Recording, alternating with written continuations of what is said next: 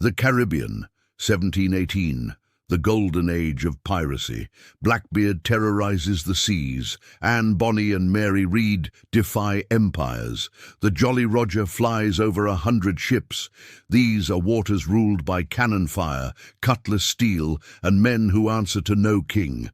Merchant vessels sail heavy with Spanish gold. Naval frigates hunt pirates with ruthless efficiency.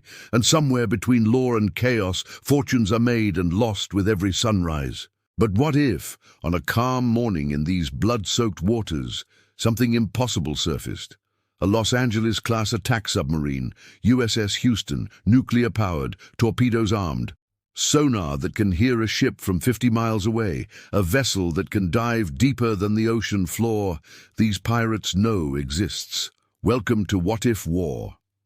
Today we're sending a 21st century war machine into the age of wooden ships and iron men, and the Caribbean will never be the same. Let's set the scene.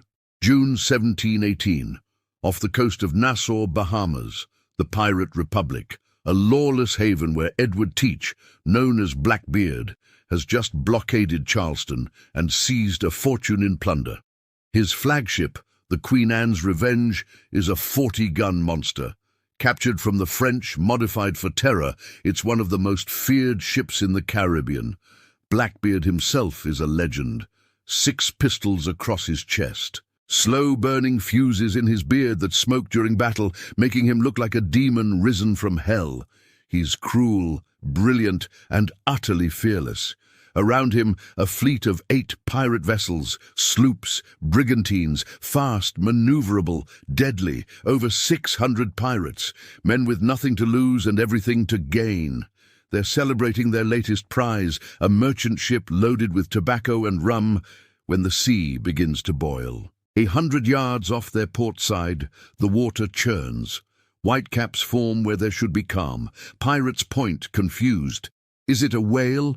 A sea monster? And then it rises, sleek, black, massive. The conning tower breaks the surface first, water cascading off its sides. Then the hull, 360 feet of steel, diving planes, antennas. The American flag wet but unmistakable. The USS Houston surfaces fully, engines humming with a sound no one in 1718 has ever heard. The pirates stare in absolute silence. Some drop to their knees, others reach for weapons, though what good is a flintlock pistol against that? Blackbeard himself, fearless Blackbeard, takes a step back. His hand goes to his cutlass, but he doesn't draw it. Because for the first time in his violent life, he's looking at something he doesn't understand. Something that might be beyond even him. Inside the submarine, chaos. The captain, Commander Sarah Mitchell, stares at her displays. They were on patrol in the South Pacific. Then the instruments went haywire. Navigation failed. Sonar showed impossible readings. And when they surfaced for a GPS fix, they found wooden ships. Dozens of them. Flying flags she recognizes from history books. The Jolly Roger. The skull and crossbones. She grabs the periscope, sweeps the horizon, sees ships with sails, cannons, men in tricorn hats. Her XO, the executive officer, is pale. Captain, this isn't possible. We're looking at 18th century vessels. She knows. She's seen the same thing. But impossible or not, they're here. And those ships, those pirates, they're approaching. She makes a decision. Battle stations. Defensive posture. Do not fire unless fired upon. Her crew scrambles. 130 sailors, trained for modern naval warfare, suddenly facing a scenario no training manual ever covered. Blackbeard recovers first. He's a pirate. Fear is a tool, not a weakness. If this iron beast bleeds, he'll make it bleed. If it doesn't, he'll take it and become legend. He orders 3 ships to approach, cannons loaded, grappling hooks ready. They'll board this thing, whatever it is, and claim it. The pirate sloops advance, close to 200 yards, 100. Blackbeard raises his hand ready to signal the attack. And then a voice, amplified and impossibly loud, booms across the water. This is the United States Navy. You are approaching a U.S. military vessel. Change course immediately, or you will be engaged. The voice comes from everywhere and nowhere. The pirates look around, confused, terrified. Some think it's God, others think it's the devil. Blackbeard's face hardens. Trick or not, he doesn't take orders. He signals. Fire. 20 cannons roar. Iron balls arc through the air. The submarine's crew hears them coming, dull thuds as the cannonballs strike the hull and bounce off. The 18-pound iron spheres, devastating to wooden ships, don't even dent the pressure hull, designed to withstand the crushing weight of the deep ocean. They ricochet harmlessly into the sea. The pirates stare. Their most powerful weapons just failed. Completely. Commander Mitchell watches through the periscope.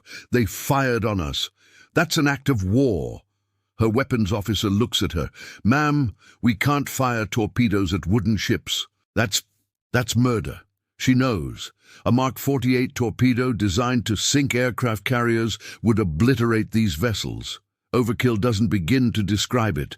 But she needs to establish dominance, needs to make them understand what they're facing.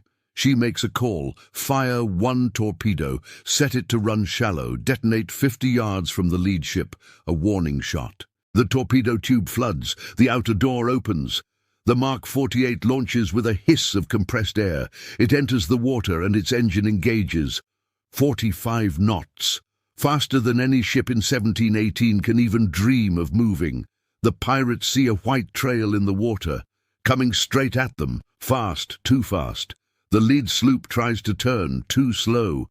The torpedo passes underneath them and detonates 50 yards off their bow. The explosion is massive, a column of water 50 feet high.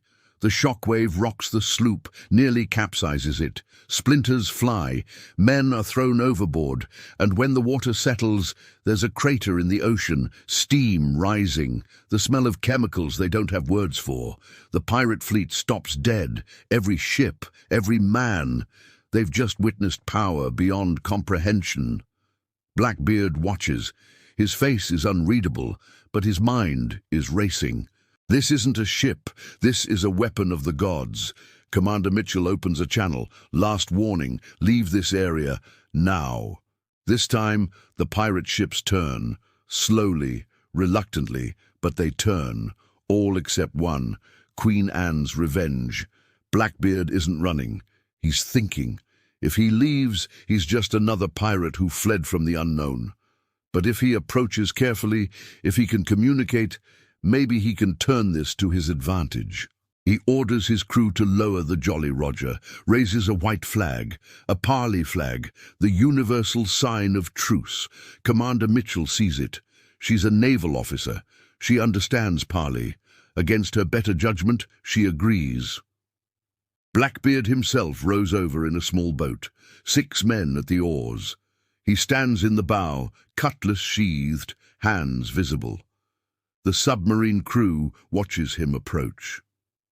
He's tall, broad. His beard is wild, and even without the smoking fuses, he looks like violence personified. But he's approaching peacefully. They bring him aboard. It's surreal. Edward Teach, one of history's most notorious pirates, standing on the deck of a nuclear submarine. He looks around, at the steel, the hatches, the antennas. Everything is smooth, seamless. No wood, no rope, no sails. He runs his hand along the hull. Cold, harder than anything he's ever felt. Commander Mitchell meets him at the conning tower. She's in uniform, officer insignia visible. Blackbeard recognizes rank when he sees it. He speaks, surprisingly articulate, well-educated. Who commands this vessel? She does. I'm Commander Mitchell, United States Navy. He processes this. A woman commands this iron beast. He's impressed, though he doesn't show it. In his world, women like Anne Bonny and Mary Read are rare exceptions. But he's pragmatic. Power is power, regardless of who wields it. He gestures to the submarine. What manner of ship is this? What sorcery makes it move without sails? She decides honesty is the best policy. This is a submarine. It travels underwater. It's powered by... She pauses. How do you explain nuclear reactors to a man from 1718? It's powered by forces your world hasn't discovered yet. We're from the future, the year 2024. Blackbeard stares at her. Time travel, sorcery, witchcraft. In his era, those are real fears. But he's also seen too much of the world to dismiss the impossible. He looks at the submarine, at the technology, at the confident crew. If you're from the future, why are you here? She tells the truth. We don't know. It wasn't intentional. We want to return. He nods slowly. Then we have common cause. You want to leave my time. I want to understand yours. Perhaps we help each other. She's skeptical. What could a pirate offer a nuclear submarine? He smiles. Pirates know these waters, know every island, every hidden cove, every trade route. You have power, but you don't have knowledge. Not of this place, this time. I can provide that. Commander Mitchell considers. They need food, fresh water. They can make water from seawater, but supplies are limited. They need to understand where and when they are. And they need to avoid attracting attention from colonial powers. If the British Royal Navy sees them, if the Spanish Armada investigates, it could change history in unpredictable ways. Blackbeard can help with that. She agrees. Temporary alliance. Blackbeard provides local knowledge. The submarine provides protection. He grins. A devil's bargain. I like it. They shake hands. A pirate and a naval officer. Enemies in any other circumstance. Allies in this impossible one. Over the next weeks, something strange happens. The submarine becomes legend. Word spreads through the Caribbean. A ghost ship.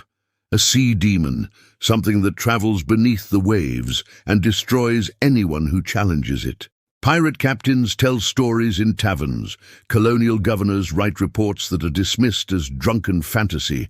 The Royal Navy sends a frigate to investigate. The submarine tracks it on sonar. Stays deep, invisible. The frigate searches for weeks and finds nothing. The submarine is a ghost, but it's not just hiding. Blackbeard uses it. He feeds Mitchell information. A Spanish treasure fleet is departing Havana. A slave ship is heading for Jamaica. Each time, Mitchell faces a moral choice. Does she interfere? Does she let history play out? When Blackbeard mentions the slave ship, she makes a decision. We stop that one. Blackbeard raises an eyebrow. Slavery is common in his time. Expected. But he sees the look in her eyes.